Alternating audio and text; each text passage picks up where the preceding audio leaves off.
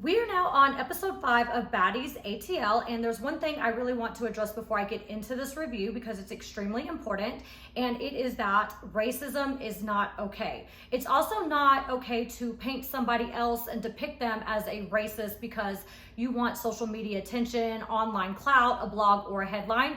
We are living in a very sensitive time. Racism is real. It's not okay. It's never been okay. It never will be okay. So for you to try to paint this picture for some online attention, I'm 100% against it. I'm all about social equality. I love all people. So let's be clear. Part of my family is Japanese. Half my family is Black.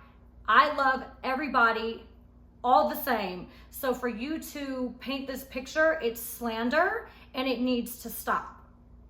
All right, so let's get into this review because this episode was absolutely crazy, guys. Okay, so the beginning of the episode, it starts with the car ride with, and I say car ride with Tanisha. It's not everybody was in the car, but yo, it went crazy. So Sydney started coming for Janelle first and then said something to Tanisha. Tanisha gets heated, like, I'll kick you off the show.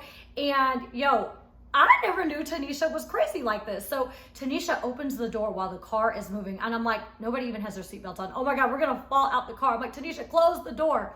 She opens the door twice. I'm like trying to slam it shut. And eventually I'm like, you know what? Like, Tanisha, I gotta sit by the door. You cannot be trusted by the door. I'm literally laughing the whole time. I'm climbing over Tanisha. I'm blocking her like, Tanisha, scoot over, scoot over. And you could tell Tanisha's really heated because at one point she turns and looks at Terry, who is our cameraman. And she says, Terry, turn the cameras off. And I was like, no, Terry, don't turn it off. And then you hear Natalie follow, like, no, Terry, don't turn it off. She's like, Sarah, you doing the most? Like, yo, I was like dying. I'm like, damn, bitch, I just saved you. And now you're like, coming at me. But yeah, that was deaded real quick because as soon as we talk about getting food, y'all know I like to eat, Tanisha likes to eat, like we can all be buddy like close the damn door so we're all safe and let's get moving.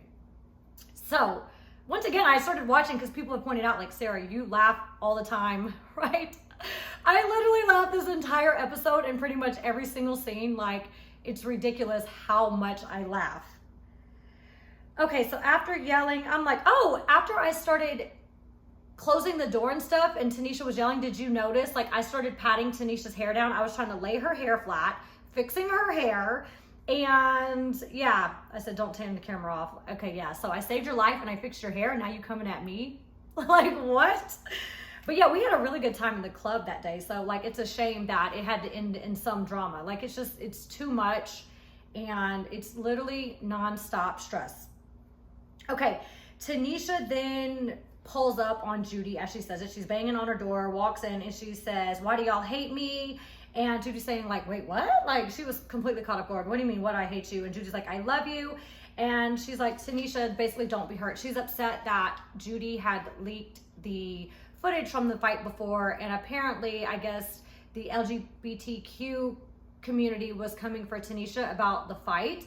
And Tanisha wasn't coming at Sydney because of anything about like gender, sexual, whatever.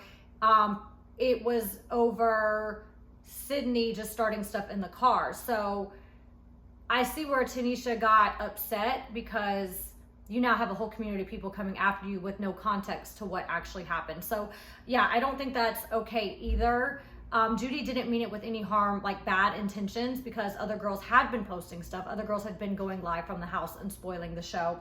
So I get where Judy's coming from as well as where Tanisha's coming from. And yo, that prayer, she was like, God, like, bring the Lord in this house and stuff like that. And I'm like, Tanisha, you need to have everybody in a circle praying, holding hands to like really like get the power of prayer to get, you know, because like the power of prayer is even elevated when more people, like you and Judy didn't do enough because the Lord was not in that house the whole time we were there, except for when he made Sydney fall in the living room after throwing her drink.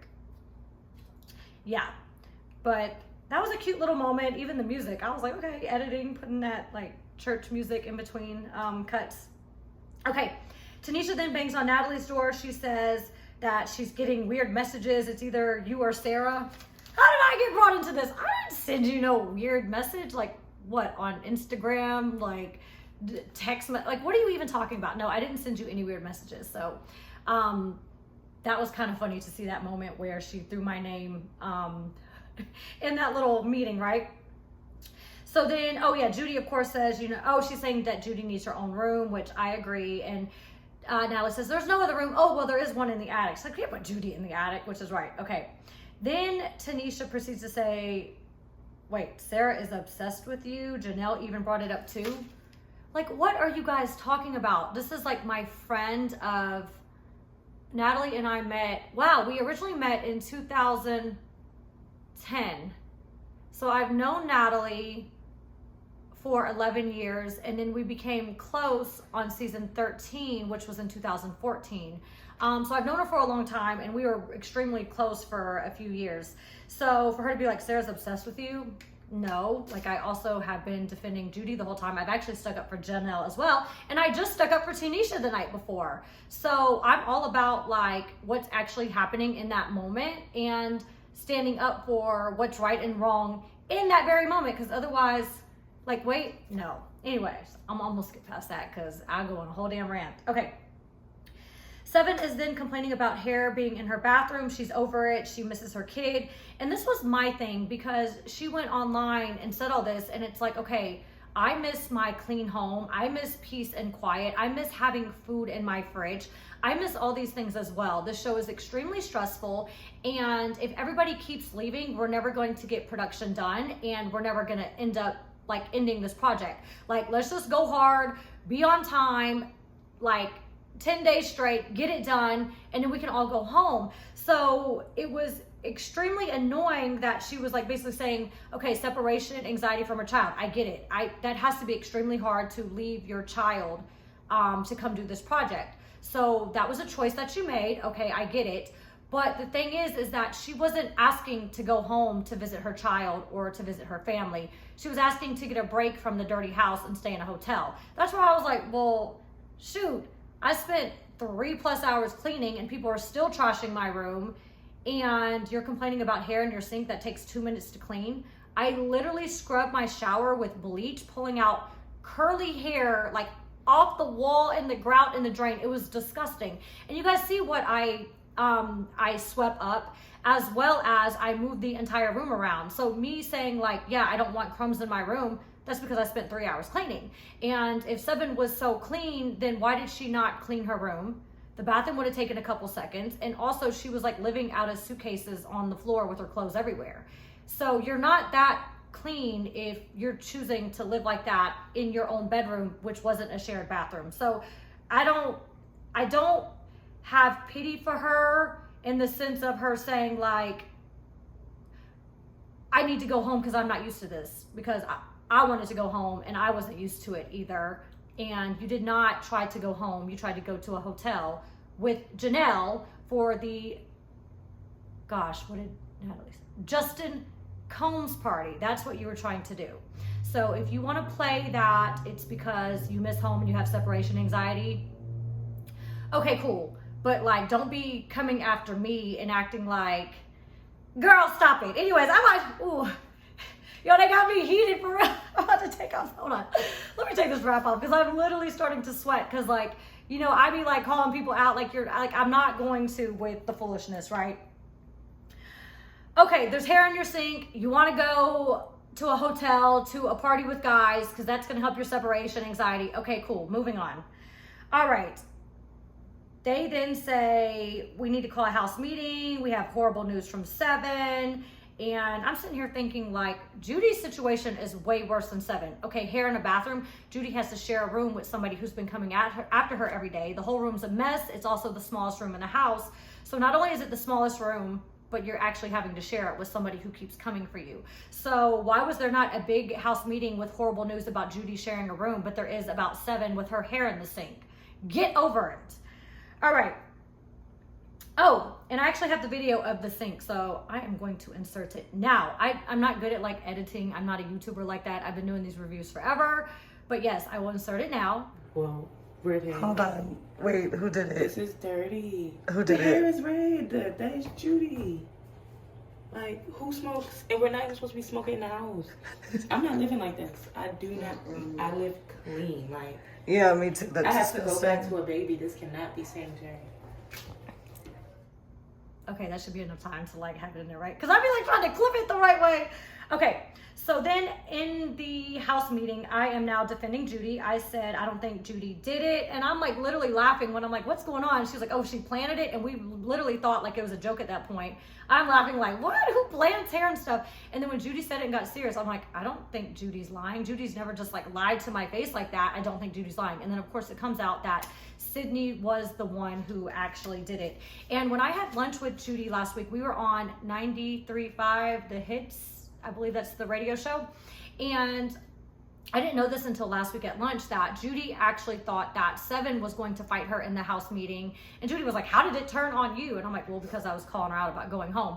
But Judy thought she was going to fight her for basically destroying the bathroom, making her feel uncomfortable and wanting to go home, which of course that is not what happened. So that was interesting to hear Judy say that she thought Seven was going to fight her, because I never thought that. I honestly thought Seven was going to fight Sydney. For one, she pretended to be your friend, she destroyed your bathroom, she stressed you out, and she's also coming for your best friend Janelle. So it would have made all sense in that situation, I feel like, for Seven to fight Sydney.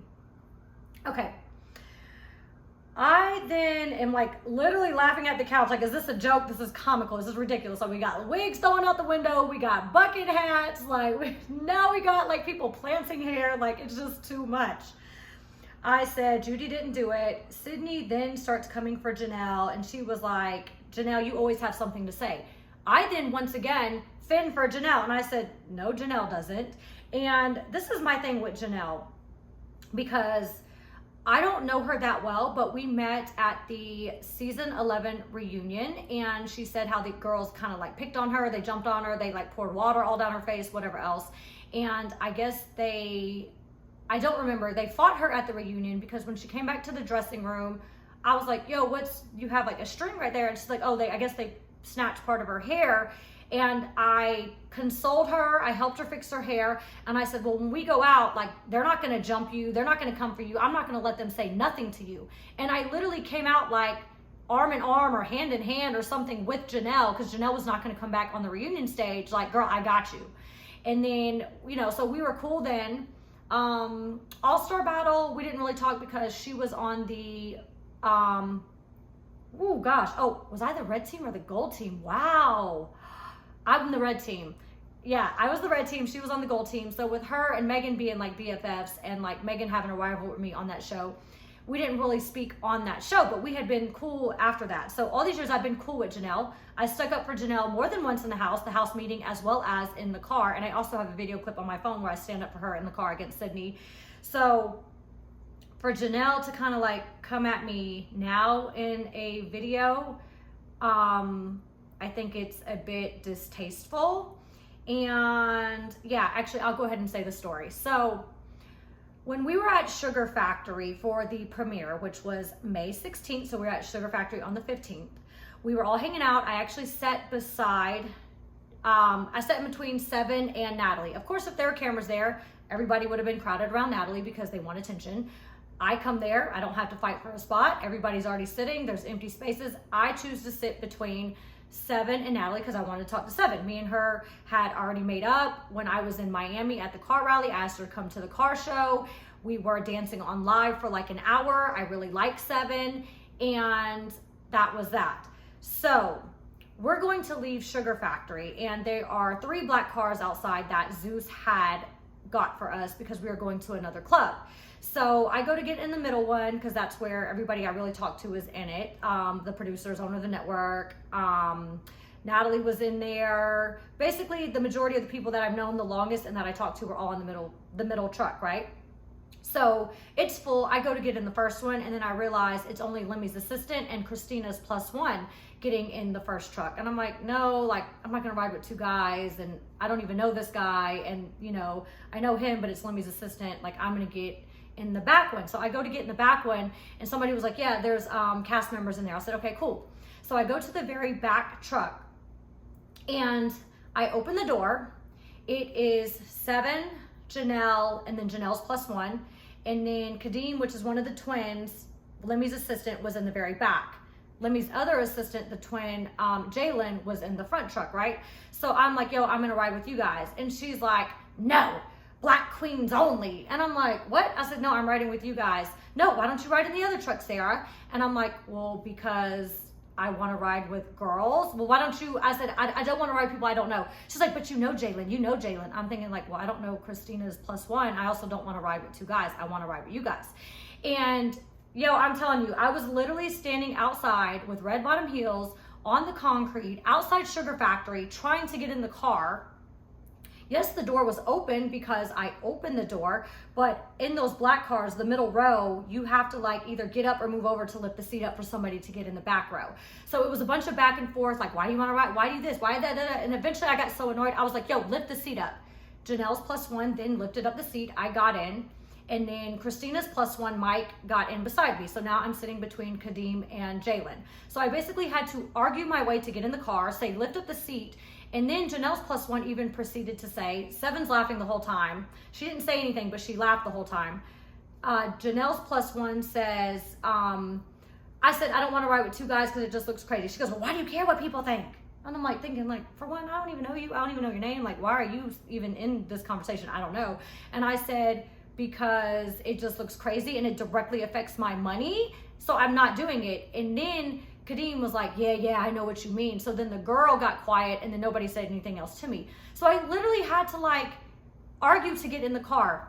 I never went online and told the story. I didn't try to bash Janelle. I'm not trying to get people to come for her. I still don't want people to come for her. But what I don't appreciate is that she did a video with Seven saying that Sarah's trying to compare two things and she's mad that one thing was painted one way, because this is the issue, guys. You actually did something and said something that wasn't nice. And you guys, being Seven, tried to run with and take out of context a sarcastic remark when production said, oh, you're going last because it's Black History Month, Sarah. And I'm saying, oh, damn, the whole month of filming is Black History Month. That means I got to always go last. So she's saying they're not comparable to what her and Seven said, which is Black queens only and not letting me in the car. And then Seven saying, I would fight you if I didn't think your white ass was going to call the cops, which I've never called the cops on anybody. So where did you pull that out? Nowhere. You made it up. So you're correct, Janelle. That is not comparable, because mine was a joke sarcastically to production when production started it, and you both said things that weren't nice to me directly about the color of my skin. So you're correct, it's not comparable. And for her to go online and tell Seven on a video like, oh, I deaded it. She knew it was a joke. I deaded that real quick. No, sweetheart. You actually called me. We spoke on the phone for an hour. You asked me to deflect. I then deflected. Natalie went live and exposed you about it, and you even said Sarah was in explain mode. So yeah, I don't think she thought it was funny, because it wasn't funny, and I wasn't going to make it a big thing. But I'm tired of you guys coming for me and try to paint this picture as something else. And guys, I don't want nobody to go and say anything to Janelle and make a big thing about it. I really don't. But like, your little friend Seven needs to relax. Like, she's doing the most and she's deflecting. She's upset for what she said. So unless she wants to, I don't even want an apology. I don't even know. It's just whatever. All right. So moving on, now that we got the Sugar Factory story all together and situated, I'll even post a little clip of the live right here.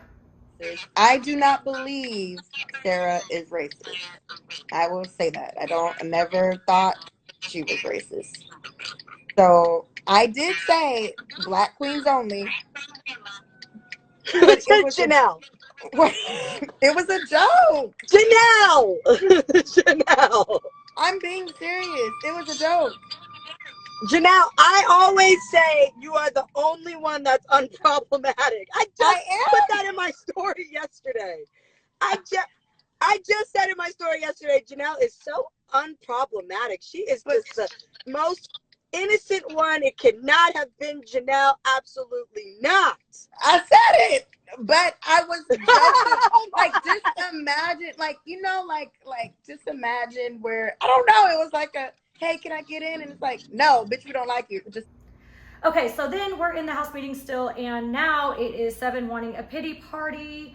You see, I stuck up for Janelle. I even stuck up for Christina. Christina was like, oh, we put a lot of time in this project. And I said, yeah, Christina, we have put a lot of time in this project. And these girls want to cry after 4 days of being here and wanting to go home when we have dealt with a lot, me, Natalie, and Christina. So I even side with Christina, but then even Christina is kind of like saying things against me. She's like, well, you're talking about crumbs on the floor. I'm like, This girl is talking about hair in the sink. Clean it up. I cleaned a whole shower full of hair that wasn't mine or a cast member's. I don't even know who it belonged to. So like hair in the sink, 2 minutes, clean it. All right, I don't have a pity party for her. All right, next thing you know, it is, okay, so of course, I'm telling Seven, she's like, you know, I didn't need to be part of this, I don't whatever, and I'm like, okay, we've been going through this since OnlyFans, like girls keep saying they don't want to be part of the project, and then they join the project. So I'm tired of hearing like this repeated story. If you don't want to do it, then don't do it. If you decide to do it, like quit saying like you didn't want to do it as if you're above everybody else, because there were plenty of bad girls that would have loved to have this opportunity. So you wasted a spot and took the opportunity from them. The only reason that Seven got cast, and a lot of people don't know this, is because of two things. Natalie and I was in Miami with Zeus Network. We were doing marketing promo, and Seven got in a fight in the street with somebody. It then made BGC blogs. I think it was on BGCT. And Natalie was like, ooh, how about this girl, Seven? I'm like, I don't really remember her, whatever. Okay, cool, Seven. It was literally a discussion. Natalie reaches out to her, asks her to be part of the project. She's like, well, I mean, if you're going to fight in the street, you might as well come be on the show. And then, just like they do with any other reality TV show network, they say, well, what is your affiliation with these cast members? And keep in mind, Seven just did Bad Girls Club a couple years ago, season 17, the final season. And apparently she was a bully on her season. I don't remember, but she even said it. I'd have to go back and watch it. So her affiliation with the cast, which is what she used to get on the show, was, well, I don't really have a problem with anybody, but I guess the one thing would be Sarah, because she said in a YouTube review that I was being a bully. And then when Seven had even said it to me, so that's why she got cast. The fight in the street, saying my YouTube review, calling her bully. And I asked her in person, I said, well, were you being a bully? She goes, well, yeah, kind of. And I'm like, so what did you expect me to say? I do very unbiased reviews. So clearly it makes sense why I said that. It's not because I have anything against you. And even in this house, she says, you know, Sarah, you were saying things last night. I was like, wait, what? About what? I have not spoke about this girl. I don't know her. I don't know anything about her. The only things that I know about her were like blog headlines that Natalie and I talked about, because Natalie told me, because she was looking into her to cast her for the show, just like anybody does for casting. So any remarks that I've ever said about Seven is if Natalie said, oh, she did this. And I'm like, oh, okay. Yeah, can you believe she did this? Oh yeah, that's crazy. I have never talked bad about that girl. You've never heard me say one thing. I haven't said anything, and I'm continuing not to say anything because I don't really have anything to say to her other than the fact of she made a racial prejudice remark. She said, Sarah, I would fight you, Sarah, I would fight you if I didn't think your white ass was going to call the cops. What was the fact of me being white thrown into it? I've been in 11 fights in BGC history. I've never called the cops on anybody. You made a racial prejudice remark. It's discrimination, and you need to take your own advice and hold yourself accountable for what you said. So quit trying to deflect, pulling up videos of a pilot I did 10 years ago. And the crazy thing about that pilot, so not only was it addressed online, it was edited. It was also addressed on BGC 13 when I walked into the house with Camila, which was 2014. So here it is, like 7 years later, she's now scrambling and deflecting and trying to pull up this video, try to paint me as racist. And like I said, it's not okay. Racism is a real thing. It should not be played with. I love all people. Like, quit with the madness. And out of all timings, like, look at God. The last episode clip I posted yesterday for the review, all people was the producer, creator, owner of the show, Memphis. And at the time, he was married to Toya. We were on set with a good 50 people. I was probably the only white person. There was a girl named Frenchie. I think she's mixed with French and black, but I was the only white person on the set, and Cal wasn't even there that day. He was busy. So what do you mean? If I said some mean, racist, hateful stuff, and there's 50 plus people there, how did I leave there untouched? Not a mark on me, not beat up, not flat tires, nothing. Like, hello, put it together. And it's just absolutely crazy, like the extremes that some of these people will go to try to deflect on what they said. What she said was not a nice comment, and I will continue to say that because I stick up for anybody who is right or wrong or being mistreated or whatever else. So she needs to be held accountable for what she said. She needs to calm down. She needs to relax. I was even going to deflect for her and not like basically not make it a big deal, but like the fact that she's going online trying to paint me as this horrible person when my whole life shows that I am not that person. I don't agree with it, but yes, I'm sure it's going to be complete madness on the next episode. Yo, episode 6 is about to be crazy. I already know it because they just gonna keep going and going. I got things to work on, and I was gonna use today as a pull day, but I was like, you know what? I'm not gonna let these girls just keep coming. So Natalie warned y'all. She warned Janelle. She said, Janelle, you guys keep bothering Sarah, you're going to get Sarah riled up. So I'm not gonna get all riled up. This is me being riled up. Call you out on your shit. I've never been known to lie. I don't lie. Take it for what it is. You didn't beat up nobody. You said for a month you beat up me. Clearly you didn't. There wasn't a mark on my face after. You pulled out my hair, yes. My finger got hurt. I believe it was from security, but now watching it back, I saw I slapped the shit out of her. So maybe that's how my hand got messed up. So yeah, I don't know, it is what it is, but you sure didn't beat up anybody, and quit coming for me. All right, so until next time, I love you guys. Bye.